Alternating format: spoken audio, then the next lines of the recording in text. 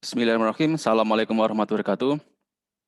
Selamat datang anak kelas hukum pidana 1 ya. Hukum pidana 1 atau hukum pidana. Sama saja karena pada dasarnya di dalam hukum pidana 1 adalah bicara hal-hal soal yang hukum pidana umum. Nah, hari ini kita baru pemanasan, jadi rileks saja ya, rileks saja. Kemudian video saya ini bisa di-download di YouTube melalui channel Telegram kelas saya ya. Berikutnya kita akan bicara soal definisi. Pada dasarnya materi mata kuliah itu apapun mata kuliahnya itu pasti kemudian di awal-awal ada dimulai dengan definisi. Sama seperti kemudian undang-undang itu di pasal 1 juga berbicara soal definisi. Tanpa definisi maka kemudian kita tidak ngerti apa itu perihal ya. Apa itu kemudian soal hukum pidana. Nah, menurut POMP ya, hukum pidana adalah semua aturan, jadi semua aturan, tetapi kemudian tidak berhenti pada semua aturan, karena nanti bisa berbenturan dengan hukum-hukum yang lain. Semua aturan hukum yang menentukan terhadap tindakan apa yang seharusnya dijatuhkan pidana. Kepada siapa? Kepada orang yang kemudian telah melakukan tindakan-tindakan yang dilarang. Dan apa macam pidananya? Apa macam pidananya ini adalah berbicara soal apakah dia nanti diberikan hukuman yang model hukuman X atau model hukuman Y. Dan dalam hal ini kalau kemudian kita lihat di dalam KUHP kita itu ada berbagai bentuk model hukuman. Salah satunya adalah ada hukuman mati, ada kemudian salah duanya ya adalah hukum pidana penjara seumur hidup, atau kemudian dalam waktu tertentu, atau kemudian 20 tahun, atau kemudian maksimal sekian tahun. Ya. Kemudian yang bersesuaian ini artinya adalah apa yang pidana yang dijatuhkan itu sesuai dengan perbuatannya. Memang tidak ada katalog resmi ya, katalog resmi yang kemudian melakukan perbuatan ini adalah tepat sekian tahun. Melakukan perbuatan ini adalah kemudian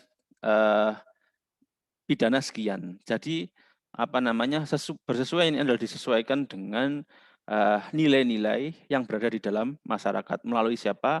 Melalui keyakinan hakim. Jadi di dalam satu definisi dari POMP ini kemudian kita bisa menerjemahkan, mengartikan secara luas ya. Kemudian next berikutnya oleh Dr. Wiryono Projodikoro. Beliau adalah Ketua Mahkamah Agung tahun 52 sampai 66. Simpel apa yang dikatakan oleh Dr. Wiryono adalah hukum pidana adalah peraturan hukum mengenai pidana. Jadi segala peraturan hukum yang kemudian di dalamnya membahas soal pidana. Ya, membahas soal perbuatan-perbuatan yang dapat dipidana. Memang sangat simpel dari Dr. Wiryono Projodikoro ini. Ya. Kemudian oleh Prof. Mulyatno, hukum pidana adalah bagian dari hukum yang menentukan apa perbuatan mana yang nggak boleh dilakukan. Jadi kalau kalian buka hukum KUHP kita itu kemudian di dalamnya ada larangan-larangan. Salah satu contoh adalah barang siapa dengan sengaja merampas nyawa orang lain. Nah, jadi berisi larangan agar kemudian kita tidak melakukan perampasan terhadap nyawa orang lain. Kemudian juga ada ancaman sanksinya tanpa ada kemudian larangan ya, maka kemudian tidak lengkap kalau tidak ada ancaman sanksinya. Kemudian kapan dan dalam hal apa dijatuhi pidana. Kapan dia melakukan perbuatan dan setelah itulah kemudian dia dapat dijatuhkan pidana karena telah melakukan perbuatan-perbuatan yang dilarang. Dan dalam hal apa, perbuatan apa yang kemudian yang dia langgar itu. Ya, kemudian dengan cara bagaimana pengenaan pidana itu dapat dilakukan. Terkait alurnya ya, terkait kemudian dia dihukum model seperti apa. Apakah kemudian di dalam KUHP kita itu kemudian disebutkan apakah terhadap terdakwa itu terpidana itu kemudian dikenakan pidana seumur hidup ataukah kemudian dia dikenakan pidana penjara sekian tahun ya. Next. berikutnya, Satocit Kartanegara, Wakil Ketua Mahkamah Agung tahun 46. Hukum pidana sejumlah peraturan-peraturan yang merupakan bagian dari hukum positif. Hukum positif itu adalah hukum yang sedang berlaku. Jadi peraturan-peraturan itu adalah peraturan-peraturan yang berlaku, yang di dalamnya ada soal larang-larangan dan perintah-perintah atau keharusan-keharusan yang ditentukan oleh negara. Si pembuatnya adalah negara. Yang berwenang untuk melaksanakan hukum pidana itu adalah negara atau kekuasaan lain yang berwenang untuk menentukan peraturan pidana itu. Ini lebih lengkap ya, lebih lengkap karena menyebutkan peraturan-peraturan itu harus peraturan-peraturan yang berlaku. Kemudian isinya apa? Isinya adalah larangan dan kemudian ada keharusan-keharusan. Siapa yang membuat adalah negara atau yang berwenang. Atau keharusan mana disertai ancaman pidana. Lebih lengkap lagi ada apa namanya? Pemberian penderitaannya atau ancaman pidananya itu. Kemudian apabila hal ini dilanggar, timbullah hak negara untuk menuntut, untuk menjalankan proses pemidanaan itu. Ketika kemudian sebagian masyarakat atau orang kemudian melakukan perbuatan-perbuatan yang dilarang dalam hukum positif itu kemudian dia terancam pidana dan kemudian negara memiliki kewenangan untuk apa namanya memprosesnya itu. Nah, saya pikir poin 1, 2, dan 3 itu sama seperti pengertian pada slide sebelumnya. Oke, berikutnya. Nah, ini penting ya. Orang itu cenderung, mata kuliah itu cenderung dihubung-hubungkan dengan mata kuliah yang lain. Apa sih sumbangsinya hukum pidana itu pada mata kuliah yang lain? Saya jelaskan secara apa namanya lebih luas ya, bahwa kemudian satu mata kuliah di Fakultas Hukum itu sebagai penopang terhadap mata kuliah yang lain. Ada kemudian mata kuliah yang lain itu sebagai dasar, tetapi dia itu terkadang tidak bisa berdiri sendiri, ya, atau berpisah dari mata kuliah yang lain. Dalam hal ini adalah hukum pidana itu memiliki kedekatan yang mungkin cukup serius dengan kriminologi. Saya juga pengajar kriminologi. Hukum pidana bicara soal bagaimana orang itu dilarang, bagaimana orang itu diberikan pidana, diberikan penderitaan. Kemudian sedangkan kriminologi itu bicara soal ilmu yang mempelajari soal kejahatan. Bukan kemudian belajar menjadi jahat, tidak, tapi bagaimana mempelajari kejahatan agar kemudian itu tidak terulang dan kemudian ini membantu hukum pidana. Ya. Jadi termasuk juga mengurangi pelaku-pelaku kejahatan. Ya. Sehingga kemudian tidak dapat dipisah antara hukum pidana maupun kriminologi. Ada juga kemudian hukum pidana itu juga secara otomatis ya, otomatis ini juga memberikan perlindungan kepada masyarakat secara umum. Ya, memang itu menjadi tujuan utama, memberikan perlindungan kepada masyarakat umum agar kemudian terhindar dari pelaku-pelaku kejahatan seperti yang disebutkan dalam ilmu kriminologi. Nah, dan kemudian ketika kemudian orang sudah melakukan kejahatan itu, maka muncullah korban.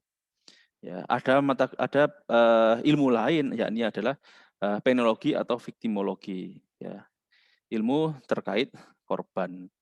Nah, menjadi suatu kesatuan. Bagaimana dengan sosiologi? Bagaimana dengan mata-mata kuliah yang lain? Mereka saling memiliki ikatan-ikatan. Ya, tetapi ikatan-ikatan itu ada ikatan-ikatan yang memang betul-betul serius ikatannya. Ada yang kemudian ikatannya itu memang tidak terlalu dekat, tetapi masih berhubungan. Next. Kemudian tadi saya sudah menyebut bahwa ada hukum positif, adalah hukum yang kemudian berlaku ya, yang berlaku saat ini. Hukum pidana dalam arti objektif di dalamnya ada terdiri dari hukum pidana material, ada kemudian hukum pidana formil. Apa itu hukum pidana material? Material itu terkait isi, terkait peraturan tentang perbuatan yang diancam dengan hukuman. Ya. Coba deh kalian buka KUHP yang kalian punya. Kalau nggak sempat beli, cari deh di Google itu. Ya, ketik aja KUHP.PDF. Ya, atau ketik aja KUHP.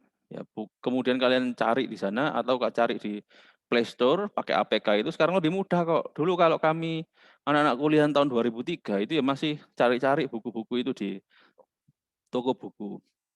Termasuk KUHP itu menjadi wajib untuk dipunya. Nah, sekarang kan mudah. Cari aja APK-nya di Play Store itu eh, KUHP gitu, nanti kalian buka pasal-pasalnya itu, nanti ada perbuatan-perbuatan banyak, perbuatan mana yang diancam dengan hukuman. Nah, kemudian ada soal pertanggungjawaban pidana, pasal 44 KUHP. Hukuman apa yang dapat dijatuhkan? Nah, di setiap pasal itu disebutkan soal mayoritas ya, disebutkan soal ancaman-ancaman hukumannya. Dan ini semua termaktub dalam Kitab Undang-Undang Hukum Pidana di KUHP itu. Ada juga kemudian hukum pidana yang sifatnya khusus di luar KUHP. Ya, memang secara umum kita masih berpegang kepada KUHP, terkecuali perbuatan-perbuatan yang dilarang yang tidak ada di dalam KUHP itu ada di luar itu. Salah satunya adalah undang-undang terkait pemberantasan tindak pidana korupsi, money laundering, dan lain sebagainya, trafficking dan lain sebagainya. Kemudian ada juga hukum pidana formil, yakni sejumlah peraturan yang mengandung cara-cara negara menggunakan haknya untuk mengadili. Ya, ini cara-cara. Atau kemudian kalau saya dulu kuliah diajarkan oleh dosen saya adalah hukum pidana formil adalah sejumlah peraturan untuk mempertahankan hukum pidana material. Ya, kalau pidana material terkait isi, terkait larangan itu, kemudian hukum pidana formil terkait cara menggunakan haknya, cara menggunakan negara menggunakan haknya. Ya, untuk mengadili serta memberikan putusan terhadap seseorang yang diduga melakukan tindak pidana. Ya, Kitab Undang-Undang ada termaktub dalam Kitab Undang-Undang Hukum Acara Pidana atau KUHAP. Jangan keliru menyebut antara KUHP dan KUHAP. Jangan pula diartikan yang lain. Ya, ada yang menyebut KUHAP itu KUHP itu kasih uang habis perkara. Tidak begitu. Itu orang yang tidak paham soal hukum itu ya. Asal menyebut KUHP itu kasih uang hapus perkara. Nah, kemudian berbicara soal pertanggungjawaban pidana ya. Saya tidak panjang bicara soal pertanggungjawaban pidana, tidak di sini tempatnya, tapi nanti pada pertemuan-pertemuan berikutnya. Contoh berikutnya adalah ketidakmampuan bertanggung jawab. Singkat saja ya. Nah, ini adalah salah satu bentuk ketidakmampuan bertanggung jawab. Pak, saya ingin tidak mampu bertanggung jawab. Tidak bisa, kalian sudah melewati fase itu. Fase ketika kalian anak-anak itu, kalian sudah melewati fase itu. Ya, fase di mana tidak bisa dimintain pertanggungjawaban. Nah, kemudian berikutnya adalah orang gila. Orang gila itu ya jelas tidak bisa diminta pertanggungjawaban. Ya, kamu sudah makan, mau jawab apa dia? Kamu sehat, mau jawab apa dia? Juga nggak bisa kemudian ditarik dalam persidangan. Ya, tidak mungkin juga hakim itu tanya kepada orang gila itu. Ya, karena pernyataannya semua jelas dibantah atau dapat ditolak ya. Karena ketidakwarasan akal dan lain sebagainya. Oke, next berikutnya. Nah, kemudian bagaimana dengan soal bentuk-bentuk hukuman? Kalau di Indonesia pada dasarnya ada satu bentuk hukuman itu yang belum ada itu, yakni hukuman sosial. Saya sebenarnya ingin berharap hukuman sosial itu masuk di Indonesia itu. Ya, karena untuk mereduksi labelisasi kriminal terhadap orang-orang. Ya. Oke, masuk pada bentuk-bentuk hukuman. Satu, hukuman penjara. Ini umum ya. Orang pada tahulah bentuknya jail itu gimana, penjara itu gimana. Ya. Kemudian hukuman sosial. Hukuman sosial itu lebih ditekankan kepada membantu masyarakat ya, yang kemudian tenaganya diambil dari orang-orang yang kemudian dihukum tadi itu. Kemudian ada hukuman mati. Nah, ini umum ya, tetapi ada berbagai model cara-cara hukuman mati itu dilakukan. Ya, nanti saya tunjukkan, tetapi tidak saya tunjukkan gambarnya. Saya tunjukkan bentuk-bentuknya saja. Karena memang kalau saya tunjukkan gambarnya mungkin agak mengerikan ya, ditunjukkan di kelas perkuliahan itu.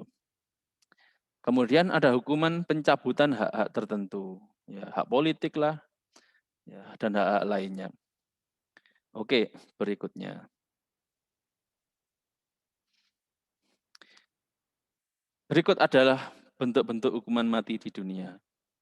Ya, ini setelah saya melakukan pengumpulan berbagai macam artikel, kemudian saya teliti, dan kemudian saya dapatkan 2 slide berikut ini ya. Tapi pada dasarnya juga masih ada model-model hukuman lain yang mungkin kalian temukan di artikel-artikel yang tersebar di berbagai media itu. Burning at the stake, dibakar di tiang pancang di abad 18. Orang kemudian dianggap sebagai penyihir, ya, kemudian dilakukan pembakaran terhadap orang-orang dimaksud. Ini banyak kita lihat di film-film itu. Ya, kalau kemudian di artikel dituliskan hanya burning at the stake, dibakar di tiang pancang, maka kita bisa melihatnya di berbagai macam film-film yang dapat kita lihat, ya, baik di bioskop maupun di internet itu. Orang kemudian diikat di tiang, kemudian di bawahnya diberi kayu-kayu, dan kemudian atau ditambahi jerami yang kemudian agar dapat mudah terbakar. Dan memang mengerikan, apalagi kemudian disaksikan anak-anak dan lain sebagainya.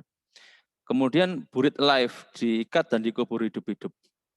Terjadi saat pembantaian anjing di Cina selama Perang Dunia II. Tetapi juga tidak menutup kemungkinan di Suriah dan sebagainya yang pernah saya dengar. Saya tidak mau cerita panjang soal Suriah itu karena memang mengerikan ya, bahkan sampai dikuliti itu ya. Nah, ketika tentara Jepang mengubur warga sipil Cina hidup dalam apa yang disebut 10,000 corpse deaths. Ya. Jadi ini yang nafasnya yang itu ya. Jadi tidak sampai keluar darah, tetapi nafasnya yang tertahan. Snake pit di Afrika Selatan adalah sebagai salah satu bentuk hukuman mati tertua di dunia. Orang dimasukkan ke dalam lubang ular.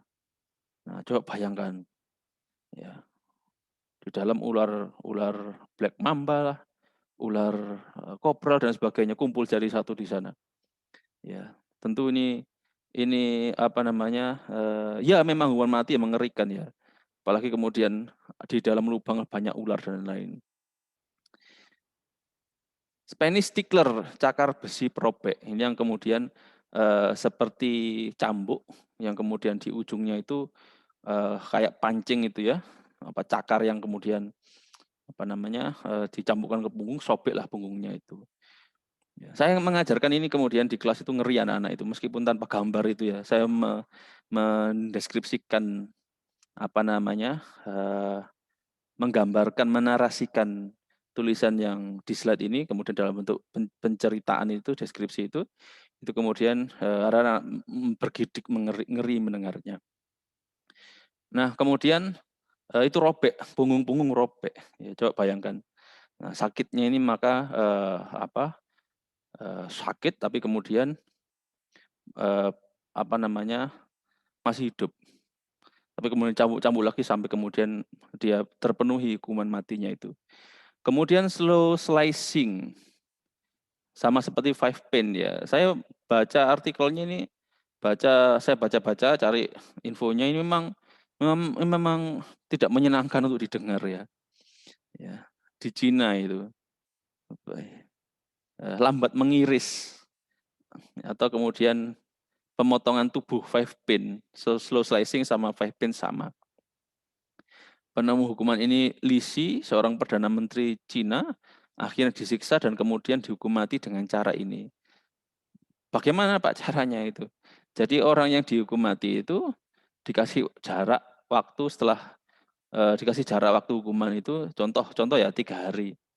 Nah, algojonya itu tidak boleh kemudian di hari pertama itu langsung menghukum mati si terpidana, tidak boleh. Tapi kemudian dipotong satu persatu bagian tubuhnya. Sehingga kemudian tidak membuat mati di hari-hari pertama, hari kedua, tapi di hari terakhirlah kemudian itu mati si terpidana itu. Nah, bagaimana kalau di hari pertama itu mati si terpidana, maka Algojonya lah yang dihukum mati. Ya, jadi terbalik ya akhirnya ya, mengenai si Algojo itu. Ya. Kemudian ini mengerikan, coba jarinya dulu dipotong hari pertama. Hari kedua telinganya dipotong, lengannya dipotong, kakinya dipotong. Sakit sekali itu ya. Ya, wong kita sakit mah, saya sakit mah aja sakitnya itu sakit di dada. Ya. Jatuh gulung-gulung dari motor, babras saya perinya minta ampun kok ya beberapa hari. Saya juga pernah tergulung ombak itu di Lamongan itu di Paciran. Ya, waktu saya santri itu tergulung ombak, kemudian badannya kena karang, perih, luka kena air garam itu. Perih, ya di hari itu ya perih gitu ya. Hari berikutnya itu perihnya karena mengering lukanya. Coba. Itu padahal itu baru permukaan saja. Bagaimana kemudian dengan 5 pin atau slow slicing ini? Kemudian ada Republikan Marriage Prancis. Nah, ini di kelas saya sampaikan ini anak-anak tidak terlalu takut dengan ini. Republikan Marriage itu terpidana mati diberikan kenikmatan. Saya baca kalimat di artikelnya itu diberikan kenikmatan dalam bentuk sebelum mati ya. Itu ditelanjangin, kemudian laki-laki perempuan, terpidana laki-laki perempuan ditelanjangin, di kemudian badannya itu di hadap-hadapkan gini, kemudian diikat. Ya, kemudian diikat. Setelah diikat, dikasih pemberat, ya kakinya diikat di pemberat, kemudian dibuang ke air, dimasukkan ke dalam air, entah laut, entah sungai. Jadi diberikan kenikmatan dulu, tapi pada dasarnya mati. Ya, jadi mulai dari atas sampai bawah ini semua, ya ini mati ya. Nah, memang yang tidak terlalu mengerikan didengarnya adalah yang Republikan Marriage ini. Ada juga gantung juga masih berlaku di Iran dan di beberapa negara lain. Pancung berlaku di Arab, di hadapan umum. Orang saya melihat videonya itu di YouTube itu, untuk 18 tahun ke atas tentunya ya. Itu kemudian ditaruh di hadapan banyak orang, tapi untung videonya dari jauh. Coba kalau dari dekatnya mengerikan. Ya, disuruh jongkok, kepalanya tiba-tiba dipegang Algojo untuk dikedepankan sedikit, langsung Algojo keluarkan pedang, tebas. Nah, ya lihatnya itu kayak orang motong tahu gitu aja ya, tebas. Berikutnya berlutut, bukan duduk ya, berlutut, kemudian kepalanya ditekuk sedikit ke depan, langsung tebas. Ya, nah. Kemudian ada tembak mati. Kita masih pakai tembak mati Indonesia. Ya. Pak, prosesnya bagaimana? Ada kalau peraturan Kapolri kalau nggak salah nomor 12 tahun 2010 terkait tata cara eksekusi hukuman mati. Saya punya perkapnya nanti, insya Allah saya share ke kalian di Telegram. Orang yang dieksekusi mati keluar dari lapas, ya. Kemudian beberapa mobil yang keluar dari lapas itu ditutup jendelanya dengan penutup ya. Bukan sekedar pintunya itu, kacanya itu tidak, tapi ditutupin dengan entah koran atau apa ya. Sehingga mungkin wartawan yang melihatnya atau orang melihatnya itu nggak tahu posisi di mana mobil ini. Yang akan dieksekusi mati ini posisinya di mana. Dibawa keluar, kemudian mendekati tempat tujuan, mobil-mobil itu berpisah semua. Sehingga hanya beberapa mobil aja yang masuk ke tempat yang dituju. Yakni kalau berdasar perkapnya itu adalah dilakukan pada malam hari dan di tempat yang sifatnya rahasia. Maka namanya rahasia tidak boleh di alun-alun. Alun-alun ya jelas nggak bisa rahasia. Tidak juga bisa di pinggir jalan. Karena di pinggir jalan sifatnya umum, sama seperti alun-alun. Ya. Kemudian orang tadi dikasih baju warna putih. Pak, kenapa kok bukan hitam? Ya kalau hitam malam hari, regu penembak yang nggak kelihatan. Ya, nggak bisa melihat itu. Nah, kemudian dia diikat di tiang yang dibuat, bukan tiang yang sudah ada, tapi di tiang yang dibuat, Coba deh baca perkapnya ya. Tiang yang dibuat, kemudian diikat ke belakang, dia diberi tawaran boleh berdiri ataupun berlutut, ya tangan diikat ke belakang. Kenapa kok diikat ke belakang? Dengan posisi tiang berada di bawah, di belakang punggungnya. Kalau dia diikat tangan ke depan, maka tiang itu berada di depan dadanya. Padahal yang disasar adalah jantungnya, ya. Yang disasar adalah jantung. Nah, kemudian apa namanya, tenaga medis itu memberi tanda di jantungnya, dikasih tanda, ya. Entah pakai apa, yang jelas warna hitam itu ya, arah jantungnya. Untuk memudahkan eksekutor itu apa namanya, mengarahkan senjatanya. Kemudian dari insya Allah 12 orang itu 3 berisi peluru tajam, 3 penembak ya dari insya Allah dari Brimob itu berpeluru tajam, kemudian 9 berpeluru kosong. Kosong itu bukan berarti nggak ada suaranya, ada suaranya tapi tidak keluar proyektilnya ya, tidak mengarah, ada semua dar, semua sama keluar percikan api di ujung senapannya itu. Ya, 3 sekali lagi 3 ada proyektilnya, ada peluru tajamnya, yang 9 orang ada peluru kosong. Nah, kenapa harus 3? Karena untuk meminimalisir salah sasaran. Ya. Oh, kemudian bisa jadi penembaknya itu menjalankan tugas, tapi dipelesetkan pelurunya ke arah yang lain. Ya, makanya kan kemudian pelurunya paling tidak ada 3 lah. Ya, ketika 1 meleset, 2 itu kena sasaran. Ketika 2 kena sasaran, 1 ya diusahakan kena lah. Padahal jaraknya adalah 5 sampai 10 meter. Nah, kemudian menggunakan senapan laras panjang. Pak, kenapa senapan laras panjang? Kok nggak pakai pistol? Kalau pakai pistol, kemungkinan meleset. Ya, karena pistol kan itu jarak pendek. Meskipun hanya 5 sampai 10 meter. Nah, sehingga kemudian lebih tepatnya adalah pakai senapan. Nah, ke arah jantung. Ya. Kenapa kok nggak ke arah muka? Ya bisa dibaca sebenarnya. Kenapa kok nggak arah muka? Padahal kan menurut medis kan apa namanya, batang otak itu adalah ukuran kematian orang ketika batang otak itu sudah rusak, sudah mati batang otaknya, meskipun jantungnya masih berdegup. Ya. Kalau ke arah muka peluru, ke arah muka ya, maka ini juga bagian dari tidak menghormati keluarga korban, tidak menghormati maaf kok korban, tidak menghormati keluarga pelaku terpidana. Ya. Masa kemudian jenazah diberikan kepada keluarga terpidana itu dalam keadaan bolong-bolong mukanya itu. Nah, yang paling pas adalah ke arah jantung. Ya.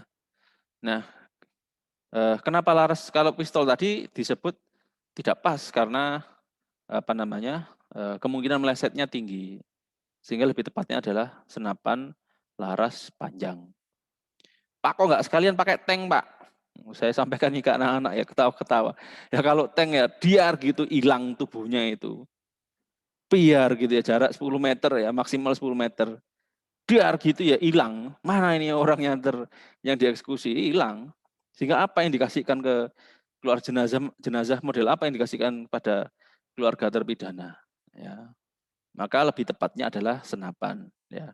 Saya membaca perkapnya itu ya, saya setuju-setuju saja ya. Model-model seperti itu saya setuju saja.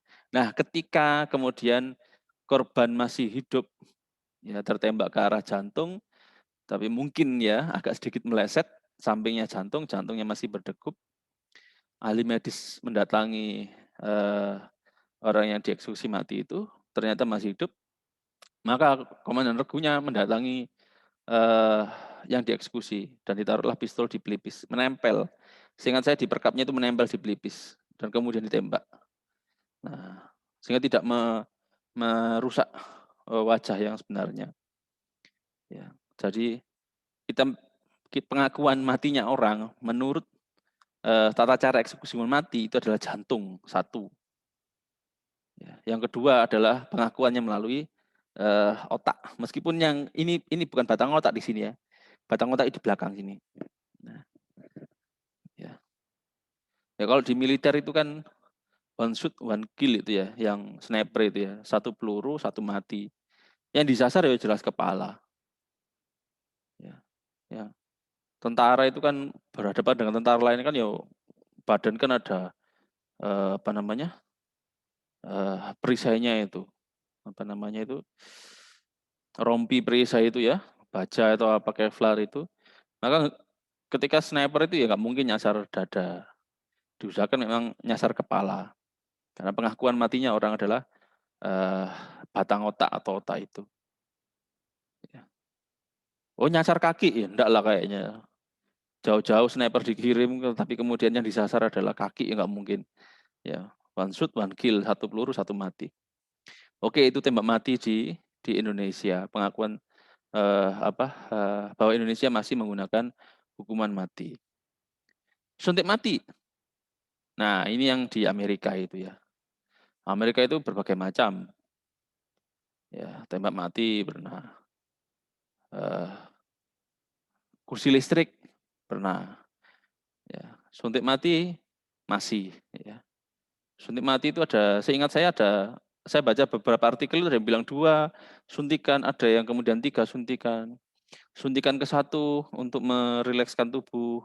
Suntikan kedua kemudian untuk memotong saraf-saraf, seingat saya. Kemudian suntikan ketiga itu mematikan batang otak. Nah, cuman problemnya adalah di Amerika itu yang menyuntik itu bukan tenaga medis. Setahu saya bukan tenaga medis. Sehingga menjadi masalah di sana. Dan orang-orang medis tidak mau melakukan suntik mati terhadap terpidana mati. Kenapa? Karena mereka sudah disumpah untuk menolong nyawa orang. Untuk menolong orang, bukan membunuh orang. Nah, suatu ketika saya baca artikel, termasuk saya lihat videonya itu, mungkin 3 tahun lalu kalau nggak salah ya, sejak saat saya buat video ini ya, ada 2 terpidana yang kemudian dieksekusi mati dengan cara suntik mati, ya disaksikan oleh pengacaranya ya, lawyer-nya itu. Nah, lawyer-nya ini kalau nggak salah, lawyer-nya ini dia lawyer-nya yang mau disuntik mati kedua. Yang disuntik mati pertama itu dia kejang-kejang. Dalam tempo cukup lama kejang-kejang. Nah, akhirnya menimbulkan tekanan psikis, ketakutan bagi si terpidana yang akan disuntik mati yang kedua. Dan pengacaranya minta suntik mati itu ditunda terlebih dahulu. Nah, kalau nggak salah ditunda saat itu. Ya. Sekarang kalau orang yang tanpa pengetahuan medis kemudian menyuntik tubuh orang itu kan yo asal. Dia hanya dikasih tahu titik ini, tapi kan nggak tahu kemudian lebih tepatnya di arah mana. Maka orang medis lah yang paling tahu soal itu. Ya. Jadi menjadi problematika sendiri di Amerika itu. Berikutnya, sebelum ini saya tadi cerita soal apa? Oh iya ada guillotine ya. Guillotine itu di Prancis ya. Dulu dipakai karena dianggap manusiawi, karena tajamnya itu dianggap manusiawi, dan akhirnya nggak dipakai karena sekali lagi karena tajamnya pisaunya itu dianggap tidak manusiawi. Ya, jadi ini yang terjadi perubahan adalah manusianya. Manusianya mengalami perubahan berpikir sehingga dulu menganggap guillotine itu dianggap manusiawi karena pisau yang jatuh dari atas memotong kepala orang. Ya, ini kalau kalian lihat film-film itu banyak itu ya. Jatuh jelek gitu ya kepala orang, kepalanya jatuh ke keranjang itu dianggap manusiawi awalnya adalah karena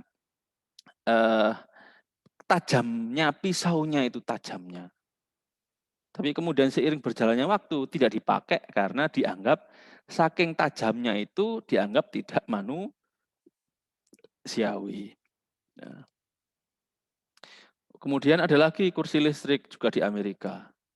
Ya, di Amerika awal mulanya saya baca artikelnya adalah ceritanya adalah ada seorang dokter habis mabuk ya keluar dari semacam tempat menyebar gitu. Kemudian dia melihat ada gelandangan kesetrum, gitu ya, kesetrum tenang, dia melihat itu keadaan tenang gitu ya.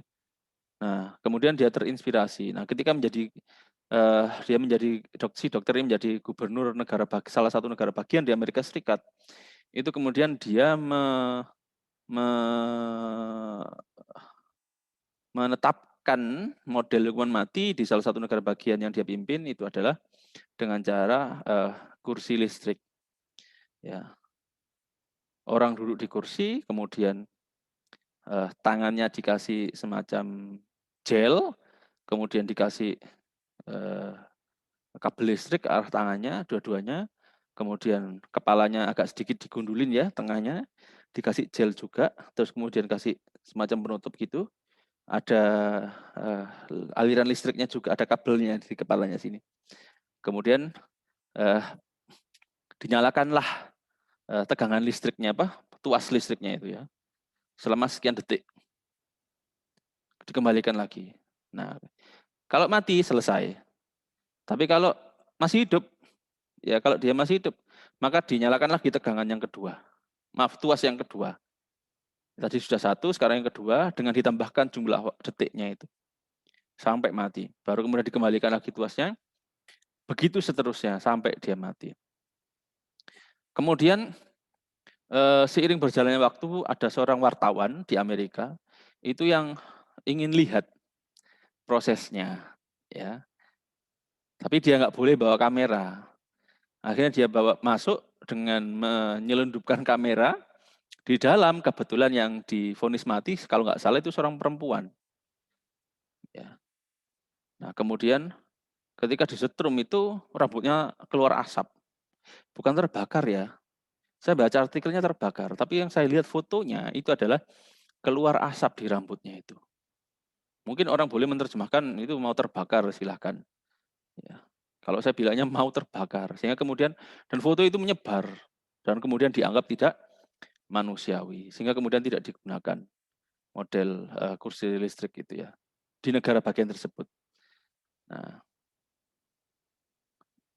berikutnya,